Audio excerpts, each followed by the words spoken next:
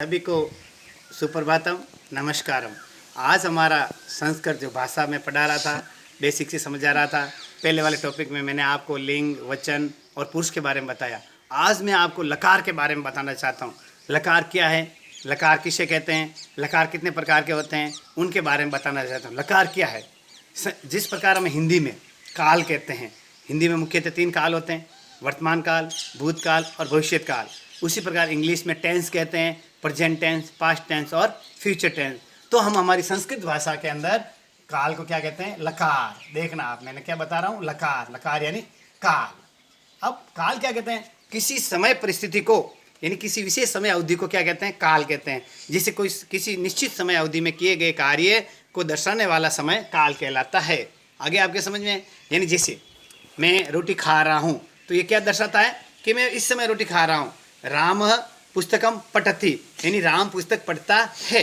तो है यानी अब इसमें वर्तमान में हो रहा होता है, तो ये प्रेजेंट टेंस, जिसे हम इंग्लिश में कहते हैं, हिंदी में वर्तमान काल और संस्कृत में लट लकार कहते हैं। उसी प्रकार जैसे राम पुस्तक अपठत, तो क्या राम ने पुस्तक पढ़ी, तो ये कौन सा टेंस हो गया? पास्ट टेंस यानी भूतकाल। तो संस्कृत में लंग लकार बोलते हैं, ठीक है ना। तो अब मैं आपको उसी प्रकार बताना चाहता हूँ लकार। तो लकार का बहुत महत्वपूर्ण योगदान होता है। कब? कि जब हम संस्कृत भाषा को पढ़ते हैं, किसी गद्यांश को, पद्यांश को, तो उस कौन से कालखंड में लिखी गई है, वो उसमें कौन सा समय अवधि बताई गई है, उसके बारे में हम लकार को यूज करते हैं। अब मैं बताना चाहता हूँ, जैसे हिंदी से संस्कृत अनुवाद करते हैं तो भी लकार का बहुत महत्वपूर्ण योगदान होता है। जिस प्रकार हिंदी और अंग्रेजी में काल और टेंस का महत्व होता है, उसी प्रकार संस्कृत में लकार का महत्व बहुत ज़्यादा होता है। यानी लकार के बिना संस्कृत विषय बिल्कुल महत्वहीन है। तो मैं बताना चाहता हूँ लकार। अब देखो, लकार के कई रूप होते हैं। जिस प्रकार हम प्रेजेंट टेंस में प्रेजेंट का वापस कहते हैं, प्रेजेंट कंटिन्यू, प्रेजेंट परफेक्ट, तो उसी प्रकार हिंदी में सतत भूतकाल, भूतकाल, पूर्व भूतकाल। तो उसी प्रकार संस्कृत में भी खूब प्रकार के काल होते हैं, लकार होते हैं। लेकिन मैं मुख्य आपको 5 लकार के बारे में बताऊंगा। तो आप सबसे पहले बोलो, देखो, संस्कृत में मुख्यतः 5 लकार होते हैं। 5 लकार होते हैं। देखो कौन कौन से? सबसे पहले मैं आपको बताना चाहता हूं लट लकार। पहला क्या है? लट लकार। देखना आप, लट लकार का मतलब होता है वर्तमान काल। वर्तमान काल यानी जो इस समय वर्तमान में, जिस समय कोई कार्य कर रहा होता है, जिसके पीछे हिंदी के अंदर पहचान होती है आता है। क्या आता है? जैसे देखो, राम, हिंदी बता रहा हूँ, पुस्तक पढ़ता है। अब संस्कृत के अंदर लिखेंगे रामः पुस्तकम पठति। अब ये पठति कैसे आया है? जब मैं आपको लट लकार के धातु रूप बताऊंगा, उसमें आपको बता दूंगा कि ये पठति क्यों आया। तो रामः अकारांत पुल्लिंग है, पुस्तकम नपुंसकलिंग है, लेकिन एक वचन है, यानी राम के द्वारा पुस्तक पढ़ी जाती है। तो राम के द्वारा, राम कर्ता हो गया, पुस्तक भी कर्म कारक हो गई, और पठति धातु है, पट धातु, लट लकार, प्रथम पुरुष एक वचन। तो इस तरह रामः पुस्तकम पठति आ गया, इसको लट लकार बोलते हैं। दूसरा होता है लिंग लकार, लंग लकार जिसको कह सकते हैं, यानी भूतकाल। लंग लकार का मतलब होता है भूतकाल। भूतकाल के अंदर क्या होता है? वाक्य के अंत में था, थे, थी, था, थे, थी, या, ये, ई, ए, इस प्रकार के वाक्य के अंत में ये अक्सर आते हैं। जैसे देखो, मोहन गांव गया। अब मोहन गांव गया या मोहन गांव गया था, तो अब क्या हुआ?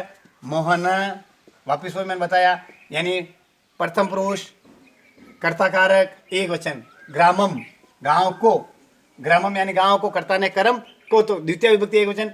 अब देखो, गच्छति, गच्छ यानी जाना, गच्छति यानी जाता है, अगच्छत, तो क्या हो गया? रामः ग्रामम अगच्छत। इस तरीके से ये लंग लकार यानी भूतकाल होता है। तीसरा मैं बताना चाहता हूं लिट लकार, जिसको हिंदी में भविष्यत काल कहेंगे। भविष्यत काल, तो भविष्यत काल के लिए क्या आएगा वाक्य के अंत में? गा, गे, गी। जैसे देखो, सीता पुस्तक पढ़ेगी, तो क्या आ जाएगा? सीता आकारांत स्त्रीलिंग है, एक वचन, तो क्या हो गया? सीता। वापिस वही पुस्तक, नपुंसकलिंग तो पुस्तकम। अब पट धातु, लिट लगा के आ गया पठिष्यति, पठिष्यति, तो क्या हो गया? सीता पुस्तकम पठिष्यति, यानी सीता पुस्तक पढ़ेगी। ये आ गया आपके लिट लकार के अंदर। अब चौथा है लोट लकार।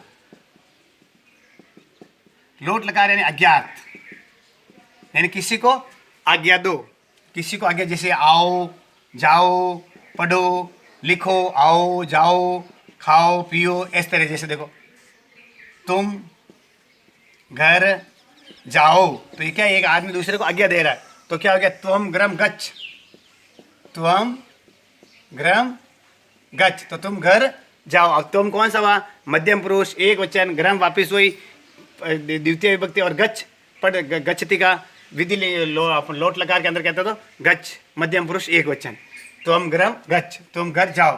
अब पांचवा होता है विधिलिंग। विधिलिंग में चाहिए का अर्थ, चाहिए का अर्थ, जैसे देखो, समय पर उठना चाहिए, समय पर उठना चाहिए, दातुन करना चाहिए, समय पर नहाना चाहिए, बड़ों का कहना मानना चाहिए। इस प्रकार हम जो विधिलिंग है अपन, जैसे देखो,